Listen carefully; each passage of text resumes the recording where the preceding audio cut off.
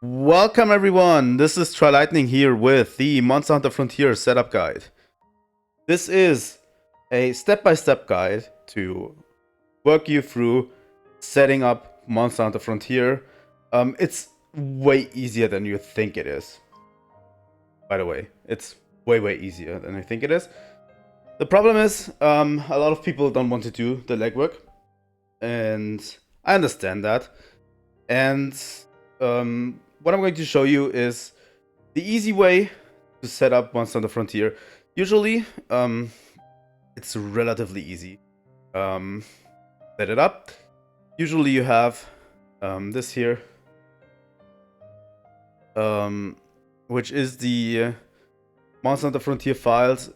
Find a copy. This is the thing you need to do on your own. You need to find a copy of Monster Hunter Frontier, of the Monster Hunter Frontier files. These are all of the files. It comes in one folder with all of these files in it. That's easy. That's easy peasy. You can then join any server you want, as I can show you. This is the easy part of the thing. Find any community online, and you can use this to join any of them. Like I have bunch of them here. That's easy. It works out of the box. You download the files. You need to find them yourself. You download these files, and it works usually. Some of the communities have in their Discord. I'm going to link you later to my own Discord, and if you want, join my Discord. And I'm going to shoot you a link to at least one of the communities out there, the Rain community, which is, I think, the largest. Correct me if I'm wrong. But this is the one I'm going to be playing with in the future. They usually have preset launchers that already have their community pre-selected. They can just go in and play. That's all there is to it, really. I'm going to show you how it's done in a custom way. So the thing that is the most difficult thing is if you want to play locally. That's the thing you need to do legwork for. I'm going to show you a lot, but this is the section that concludes basically the easy setup. Just join any community. It's not difficult. It's just so easy to set up. The thing that is difficult to set up if you want to play locally or host a server for your friends, as you will see. I'm going to set up so that the game runs on localhost. So this is the localhost option, basically. You know, this one. This is if you run it locally, and that's what I'm going to show you. The client I already have downloaded. I can't give it to you. You need to find the game for yourself. No questions. Seriously. I can't link it to you. I can't give it to you. I can give you... Here's the thing. If you join my Discord, I can give you hints where to get it. Maybe. Some of the communities have it in their Discord. You need to find those. Also, if you want to see more of Monster Hunter Frontier, please leave a like and subscribe. I'm going to do a full playthrough of the game, as far as I can go, obviously. Some elements are going to be weird about Frontier. But as far as I can go, I can give you a full let's play of the game when I have time for it, obviously. But I will play the game. I want to show you all of the new monsters that are in there. I want to show you how this works and stuff. But first off, we're going to create a local server. So what I have here is some of the Reddit guides open. You can read through them if you want. I'm going to link both of them as well. And this is the Reddit guide for a regular setup. And it has a section of hosting your own server over here, and it leads you to the Erupe page. which is this one, which has its own introduction. It has a building. It has basically a tutorial on how to use it. I'm going to show you so that you can actually see it in motion, what I'm going to do. So this leads to, this link leads to the GitHub repository for Erupe.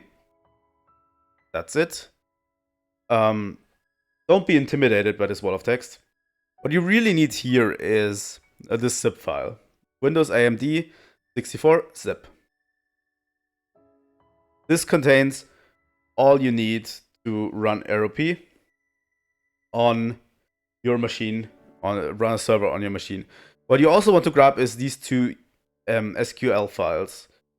This schema.sql and update.sql. These are the three things you need from this.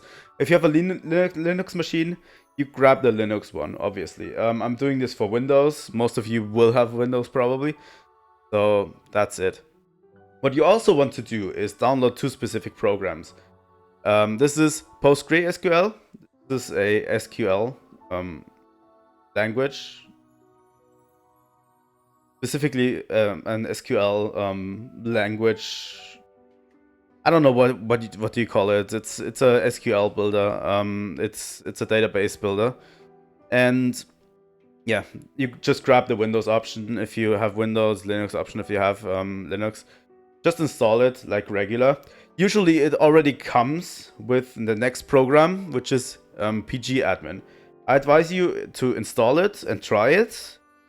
If you can't run pgadmin, for some reason on this machine, the newest version of pgadmin wouldn't run, so I had to install a previous version. So you can go onto this page and download a previous version for yourself if it doesn't run on your PC. No problem. So once you've set this up, PostgreSQL is going to ask you to set a password. Remember this password, type it in, set it for your database, and remember it. You're going to need it for this installment. My password is relatively simple. I'm going to tell you right now. You can't access this PC. This is shut off from all network. But I'm going to tell you it's just admin, lowercase admin. I didn't care when setting this up. Obviously, if you have a PC that's connected to outside networks, take care that no one can just breach it for you, you know? They can do all crazy kinds of shit if they have access to a database from your PC. So here we go. That's pgadmin. That's this section. I already downloaded and unpacked it. So this is the Windows. It contains these files. I already unpacked the folder, like you can see over here. That's all of the files in there in this folder. Also, I have the two SQL files here, right here. I advise you to install Notepad++. That should be. Here's the thing: that fucking program should be pre-packaged with every Windows installation. Seriously, like, it's not even funny. Like, it makes stuff so much better.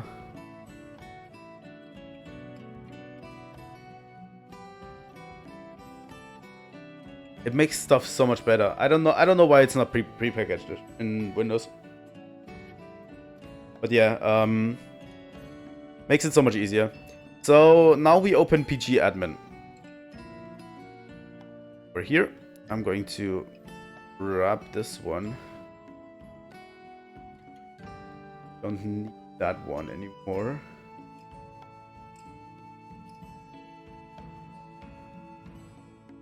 So what you will see is this window. This is pgadmin. What you will see is we're opening server. We're going to PostgreSQL 15, And then you have the databases option. What we want to create is a new database. We need to call it Erupe. I think that's it. Owner, you name Postgres, which is, you know, basically your database user. All lowercase, you need to name it that, obviously. Save it. So once that is up, you can just right click and create restore. Let's take and you use the schema.sql as a restore. So yeah, it's basically telling you process is completed. Here we go. So what we want is we want to fuck off. Here we go.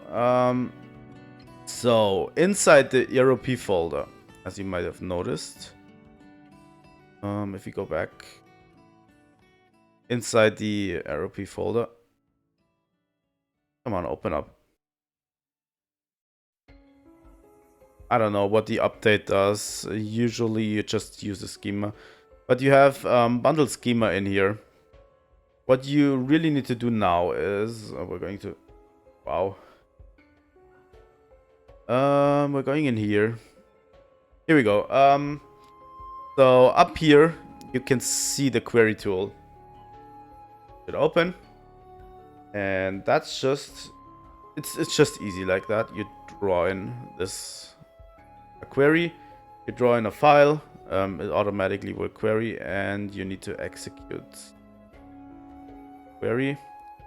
Then you just Control A, delete, and then you load in the next one. Control A, delete, then you throw in the next one. You do that for all of these. Not much to do. So usually this should work. I hope this does work. Okay. These are all of the database tables. Schema one really sets up basically the tables you need, and this is just filling the tables with data. So this should be relatively easy. Go. So once we've done all that, there's really not that much more to do. So you can actually close that now. Yeah, you can actually close that. We don't need that. What we now need to do is edit the config file with Notepad. Obviously. And there's a bunch of configs in here. Usually need to find the right one. Database. That's usually, and you need to set the password here. In my case, it's admin. There's not really much to do else, you know. I think that's about it. Yeah, that's a simple JSON file. But you need to set your admin on here. So next, we just run Erupe. It will open this. Also, what opened for me is the firewall. We need to actually allow Erupe to run. So now Erupe is running as it should. So with Erupe running, let's go back to our client. So now that Erupe is running, we can basically, it should already be set up that you can play on localhost. So localhost, we're going to log in. Yeah, that should be it. I hope my credentials are still okay. User not found. Erupe, as you can see, if Erupe is working, it's going to tell you stuff. Does, you know, new connection, user not found. If you haven't created a user, you can create a new character.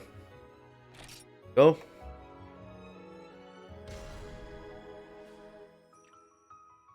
That's about it. I really, really hope it doesn't go to the other screen. Yeah. Here we go.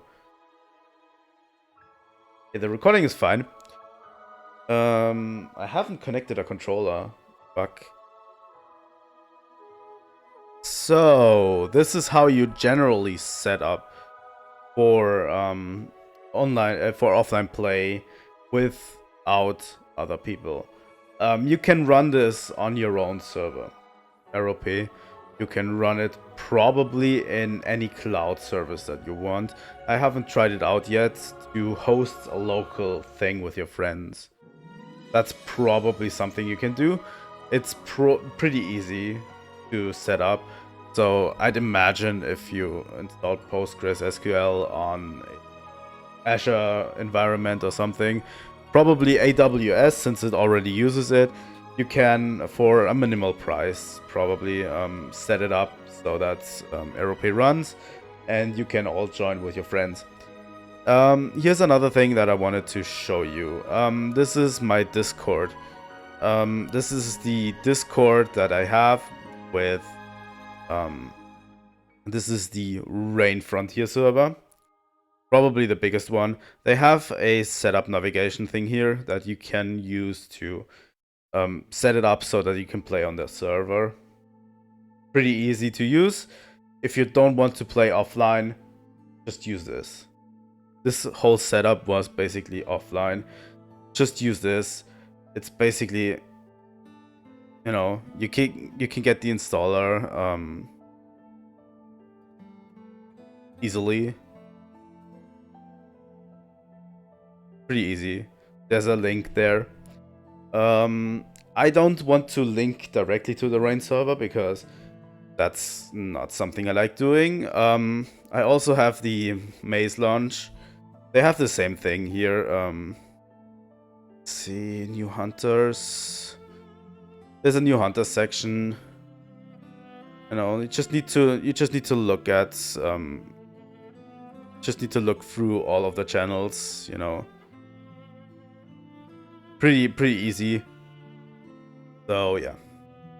That's what you generally do. Or if you want to join a server. It's pretty easy.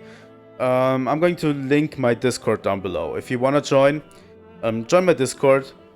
And, you know, it's not very full. There's not much going on. But I can shoot you a link to any of the servers in Discord. Obviously, because it's less public. That's what I wanted to say here. Next up, we are going to look at setting up a controller. So this is the last step of the setup. Now we are testing our setup. Here we go. I'm going to open my Frontier folder, my client, that I got from the Rain server. Huge shout out to the Rain server. It should open. Hopefully. Wait a second. Monster Hunter Frontier. This is the launcher. So what you need to do is you need to create an account. I can't help you with that. You just provide your login info. So that means you're going to enter user ID. In my case, it's Nara. Then we enter my password, and I'm going to select the Rain server. Going to check the remember me. Here we go. So it's now authenticating. If you do it for the first time, it's going to tell you you haven't created a character yet, like this. And it's going to make an account for you. So when I now click start game, it will boot me into the game. Here we go. This time it actually works. I had some trouble getting it to work. I'm putting my keyboard away. And I'm grabbing my controller. I'm using this controller. This is a standard PS4 controller. It's a knockoff PS4 controller with wiring, with USB wiring. It doesn't work perfectly with the game yet, but it still does work with the game somewhat. So if you have questions about controller setups, specific questions for your controller, if you can't get the rebinding to work, please ask around in the Rain server or in any server. They probably will help you. What I found interesting for my PS setup is that confirm is mapped to triangle up here. Confirm is mapped to triangle, and cancel is mapped to square. At least in the beginning. That's what I'm going to show you now, how to remap. First off, we're going to the options menu. Triangle, as I said, is confirm. Square is cancel. What we want to do is we want to go into our key settings, and we need to go to this one, settings, and then we go select portable type. We want portable type controls. Classic type is with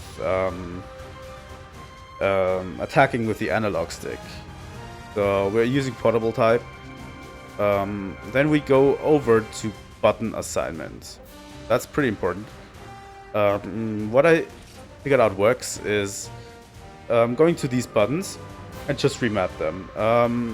So I'm selecting triangle with triangle, X with X.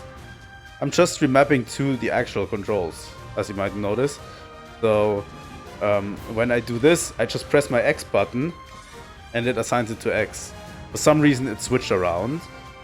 Probably because of the Xbox controller layout and stuff. So I'm pressing square now and I'm pressing circle right now. So it's all remapped to the original controls. When we're done, I'm going to hit square and then we're going to exit. At this stage, you still have to confirm with triangle. After this question, if you press yes now, it switched. Triangle doesn't do anything anymore. So now it is switched. Now I can confirm with circle and cancel with X. As it's Japanese controls, that's why it's circle confirm and X is cancel. So that's the whole reason. Now we can start. Let's start with the game. It prompts me immediately to make a character. We're going with our standard character. We need a keyboard to actually do some stuff. So I'm still keeping my keyboard around.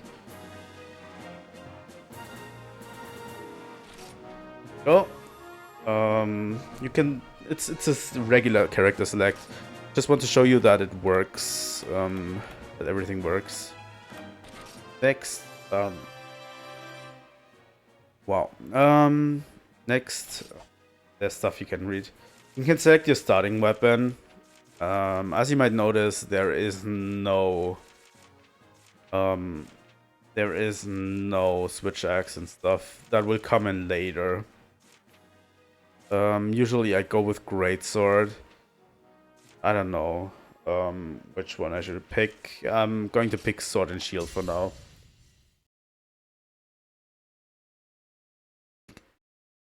And we're in it. So yeah, you can have your normal lobbies with newbies. There's all your lobbies and stuff. So, you know, the server is pretty lively.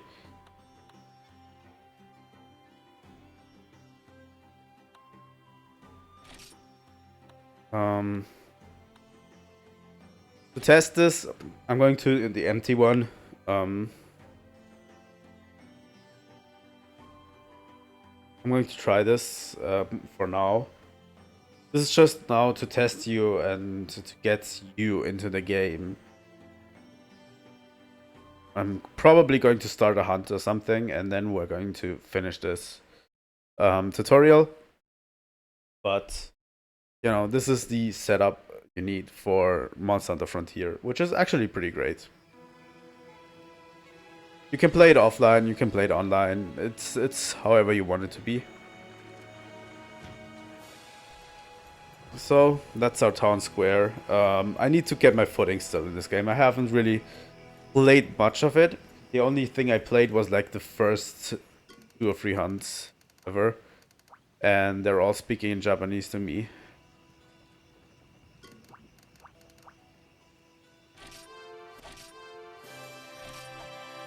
Okay.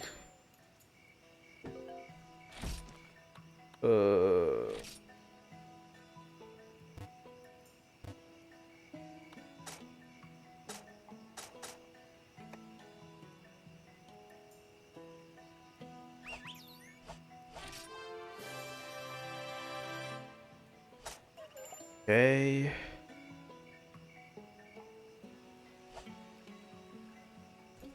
So yeah, they bombard you with stuff. I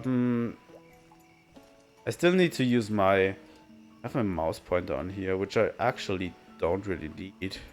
Seriously. You can actually play this with mouse and keyboard, which might be better for you. I don't know. Might work better. Mouse and keyboard. You can definitely center behind you. The problem is my right stick doesn't work.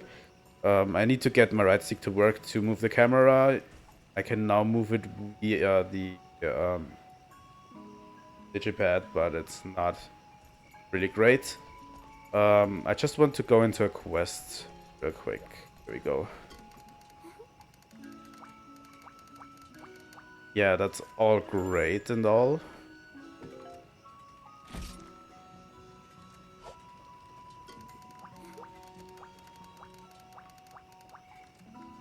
Check this. So yeah, you have your general quests right here. 1-star quests, Velocidrome, Boldrome, and Kutku. There are some surprises there, like this one and stuff. I'm going to go through all of them. I don't know if I will do it in a live stream or not. But, you know, 4-player, password, it's all the typical online Monster Hunter stuff. I would love it if it was a little bit more. If it was a little bit more translated. It's hard to get your bearings in this one, for sure. But we will get there when we get there. The thing is, yeah, I just want to show you that it works. It works fine. Depart on quests. Yes.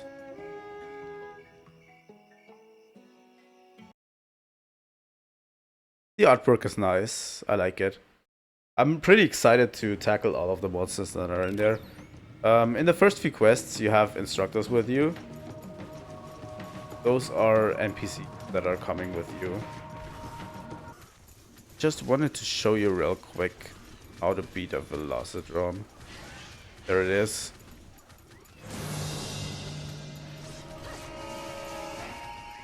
The wrong target. This one.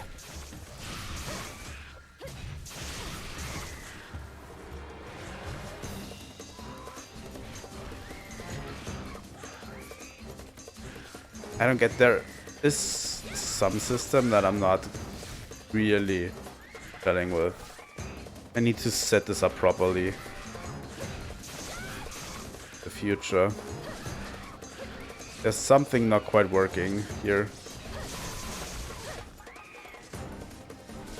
But yeah, you know, it's regular Monster Hunter stuff.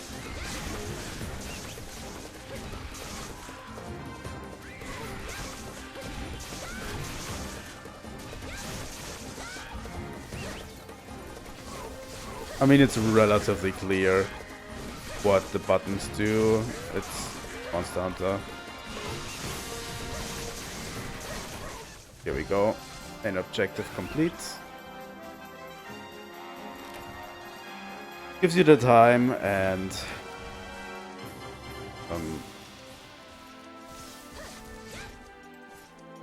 okay, that wasn't the button. That is the button.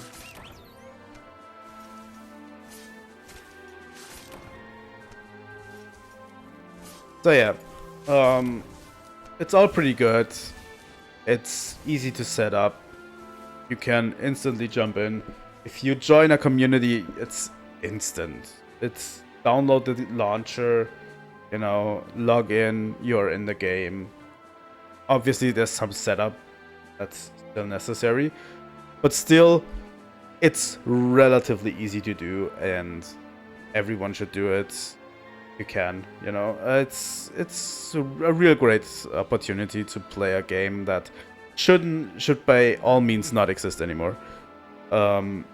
So that's about it for this guide. Thank you all for watching. Leave your opinions in the comments down below. Join my Discord server. Leave a like and subscribe. It helps me out a lot. And until next time, Trilightning out.